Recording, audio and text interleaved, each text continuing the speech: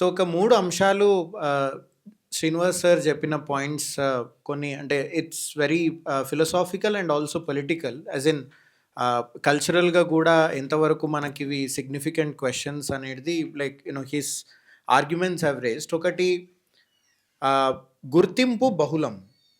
As in రికగ్నిషను అది ఏ రకమైన recognition గాని, అది అస్తిత్వం గాని ఇది బహుళం.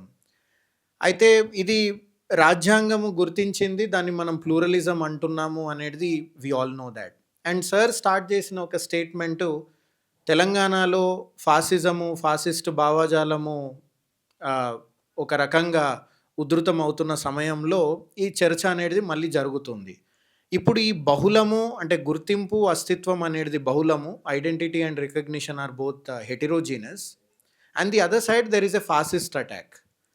సో, ఇప్పుడు ఈ తెలంగాణకు ఒక ప్రత్యేకమైన అస్తిత్వం గూడా ఉన్నది. దాన్ని మనము సింక్రెటిక్ కల్చరు, గంగా, జమున, తహజీబ్ అని మనం అంటూ ఉంటాం.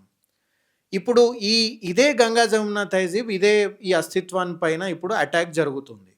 రైట్? అది మనం అంటే హైదరాబాద్ కేంద్రంగా చూస్తున్నాం. పేరు మార్చడమా? లేదంటే బతుకమ్మ కంప్లీట్ అంటే ఆ పండుగని బ్రాహ్మినైజ్ జేయడము, తర్వాత ఒక రకమైన నార్త్ ఇండియన్ కల్చరు దాంట్లోకి రావడము, దాండియా, డీజేలు ఇవన్నీ రావడం.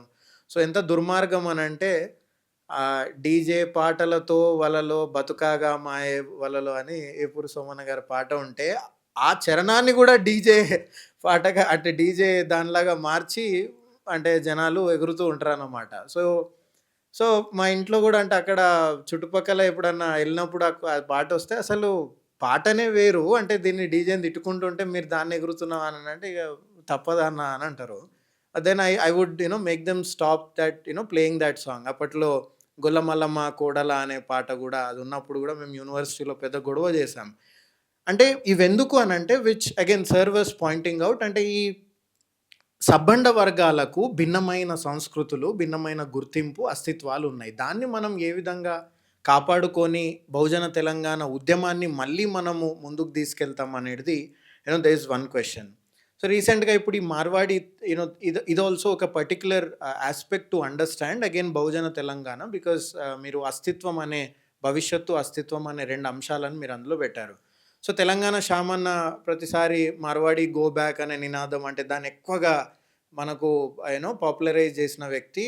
అండ్ సో, 4 రోజుల ముందు జరిగిన ఒక చిన్న సంఘటన నేను చెప్తాను. సో, సో నేను అర్బన్ క్లాప్‌లో నాకు అంటే ఫ్యాన్స్ రిపేర్ చేయించడం, ఫిక్స్ చేయడం చాలా అర్జెంట్‌గా ఉండే. నాకది రాతోరాతు కావాల్సిన పని అది. సో, నాకు లోకల్‌గా ఎలక్ట్రీషియన్స్ అసలు దొరకట్లేదు. ఒక కొత్త ప్రదేశం అది. సో, అర్బన్ క్లాప్‌లో బుక్ చేస్తే ఒక ఒంగోలు నుంచి రెడ్డి సామాజిక వర్గానికి చెందిన ఎలక్ట్రీషియను అసైన్ చేయబడ్డారు. సో, హీ కేమ్ అండ్ ఇప్పుడు ఆ డౌన్ రాడ్స్ 8 ఇంచులేమో వస్తాయి గదా! 6 ఇంచులేమో వస్తాయి గదా! సో, నాకిప్పుడు 16 ఇంచుల డౌన్ రాడ్ గావాలా. నేను తనని తీసుకొని వర్షం పడుతుంది. వర్షం తగ్గిన తర్వాత ఎలక్ట్రిక్ షాప్‌కెళ్ళాను. సో, అక్కడ మొత్తం తిరిగాము. అన్నీ ఆబ్వియస్‌లీ మార్వాడి ఎలక్ట్రిక్ షాప్సే ఉన్నాయి. సో, ఈయన అంటే ఏ షాప్‌కి నన్ను తీసుకుపోతాడా అని నేను వెయిట్ చేస్తూ ఉన్నాను. And you won't accept he is from Ongole again. తను అమీన్‌పూర్‌లో రీసెంట్‌గా ఇల్లు కొనుక్కున్నాడట. ఫ్యామిలీతోనుంటున్నారు. అండ్ హి సెడ్ థట్ "అన్న చూడు మొత్తం ఇవన్నీ మార్వాడి వాళ్ళ షాపులే. ఈళ్ళెంతగా దోసుకుంటారో అంత దోసుకుంటారు" అని చెప్పేసి. సో, అంటే మార్వాడి గో బ్యాక్ అనే నినాదం అంటే ఇది కేవలం because it's an economic question. అంటే ఆర్థికంగా మనం ఎప్పుడైతే ఆ ఫండమెంటల్ పాయింట్‌ని మనము పట్టుకోలేకపోతున్నామో that's where we get weaken. So, and a person from Andhra that too from a Reddy community he is able to understand that. And okay. తను ఎలక్ట్రీషియనా కాదా అనేది పక్కకు పెట్టండి. తను అందులో పర్చేజ్ చేస్తాడా కాదా అనేది పక్కకు పెట్టండి. But a person from different region he is able to understand that there is an economic exploitation done by Marwadis. And then why not Telangana society is not able to understand అనేది ఒక ప్రశ్న వీసీకే పార్టీ అండ్ ఆల్సో వీళ్ళందరూ వేశారు. I think we have to think on that point. So, అది 2 అంశాలను నేను I just wanted to మీ అందరికీ కూడా ఎక్స్‌పీరియన్స్ ఉండొచ్చు. మీ వాడలల్లో, ఊర్లల్లో. But I think this is and also మీరు ఒక్కసారి ఆ డీఎల్ఎఫ్‌కి పోతే, లేదంటే ఆ మొత్తం ఫినాన్షియల్ డిస్ట్రిక్ట్ ఏరియాలో పోతే who is having the software jobs? Right? And look at the companies. ఒక వైట్ పేపర్ తీయమని చెప్తే అప్పుడు హరీష్ రావు గారు, కేటీఆర్ గారు పోయి ఆడ మొబిలైజేషన్‌కి they have taken support corporate. ఎంతమంది తెలంగాణ వాసులకు జాబ్స్ వచ్చాయి ఐటీ ఇండస్ట్రీ. అండ్ తెలంగాణ అమ్మాయిలు ఇప్పుడు స్త్రీలు ఎక్కడున్నారు? Right? They are not even in the petrol pumps. ఇప్పుడు ఆ షాప్స్‌లలో కూడా వాళ్ళు లేరు. రెస్టారెంట్స్‌లో కూడా లేరు. అక్కడ కూడా ఒడిస్సా నుంచి అంతటా ఉన్నారు. Not that they should not be there.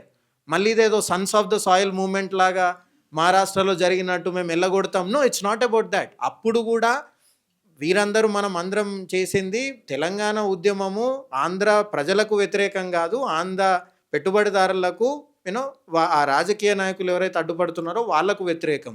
I think ఈ పాయింట్స్ అన్ని మనం మళ్ళోసారి రివైవ్ చేసుకుంటూ, గుర్తు చేసుకుంటూ, వాటిని రెజువనేట్ చేస్తూ, ప్రాబబ్లీ రాడికలైజ్ చేస్తూ ఉంటేనే అది through every medium I think this would get possible. And both of them have mention that there is a vacuum. ఒక గ్యాప్ ఉంది. ఆ గ్యాప్ని మనం క్యాప్చర్ చేసుకోగలిగి అంటే క్యాపిటలైజ్ చేసుకోగలుగుతామా అనేది that's a question to each one of us who is sitting here. And now with this few insights and remarks, I would open the discussion for Q&A.